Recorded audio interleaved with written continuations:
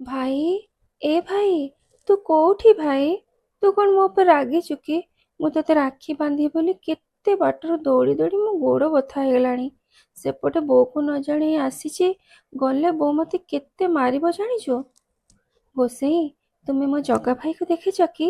ବୋଉ କହୁଥିଲା ମୋ ଜଗା ଭାଇ ଏଇ ମନ୍ଦିରରେ ରୁହେ।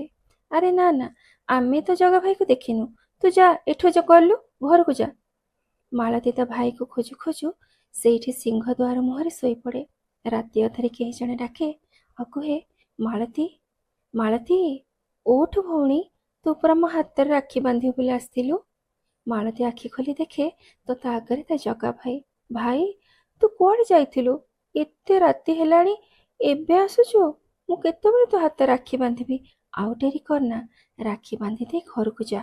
ବୋଉ ତେଣେ ତତେ ଖୋଜି ଖୋଜି ପାଗଳି ହେଲାଣି। ଏତେ ରାତିରେ କେମିତି ଘରକୁ ଫେରିବି ଭାଇ? ଆରେ କିଛି ନାହିଁ, ଆଲୁଅ ଜଳୁଛି, ମୁଁ ତ ପଛେ ପଛେ ଯାଉଛି। ତତେ ଯେତେବେଳେ ଡର ଲାଗିବ ତୁ କହିବୁ, ଜଗା ଭାଇ ତୁ କୋଉଠି? ମୁଁ ତ ପାଖରେ ପହଞ୍ଚିଯିବି। ଭାଇର କଥା ମାନି ମାଳତୀ ଘରେ ପହଞ୍ଚିଲା। ବୋଉ ଦେଖି ମାଳତୀକୁ କୁଣ୍ଢେଇ ଭୋଭୋଇ କାନ୍ଦୁଥାଏ। ମାଳତୀ ଯାହା ବି କହୁଥାଏ ସେ ଆଉ କିଛି ଶୁଣିବାକୁ ନାରାଜ। ଏପଟେ ବଡ଼ ପଣ୍ଡା ଯାଇ ତା ପରଦିନ ଯେତେବେଳେ ପହଡ଼ ଖୋଲିଲେ, ଦେଖିଲେ ମହାପ୍ରଭୁଙ୍କ ହାତରେ ରାକ୍ଷୀ। ରାକ୍ଷୀ ନହଣୁ ମହାପ୍ରଭୁଙ୍କ ହାତରେ ରାକ୍ଷୀ କିଏ ବାନ୍ଧିଲା ବୋଲି ଚାରିଆଡ଼େ ଚହଳ ପଡ଼ିଲା। କଥା ଗଲା ମହାରାଜାଙ୍କ କାନକୁ। ମହାରାଜା ପ୍ରଭୁଙ୍କ ପାଖରେ ଅଧିଆ ପଡ଼ିଲେ। ପ୍ରଭୁ କହିଲେ, ପାଟପୁର ଗାଁରୁ ମୋ ଭଉଣୀ ମାଳତୀ ମୋତେ କାଲି ରାତିରେ ରାକ୍ଷୀ ବାନ୍ଧିବାକୁ ଆସିଥିଲା। ତମେମାନେ କେହି ବି ତାକୁ ନେଇ ମୋ ସାଙ୍ଗରେ ଦେଖା କରେଇଲନି କି ରାକ୍ଷୀ ବନ୍ଧେଇ ଦେଲନି। ସେଥିପାଇଁ ମୁଁ ବାଧ୍ୟ ହୋଇ ତା ପାଖକୁ ଆସିଥିଲି ରାକ୍ଷୀ ବାନ୍ଧିବା ପାଇଁ। ଏବେ ଯାଅ, ତାକୁ ଭୁଲ ମାଗି ମୋ ଭଉଣୀର ଉପଯୁକ୍ତ ଆସନ ତାକୁ ଦିଅ।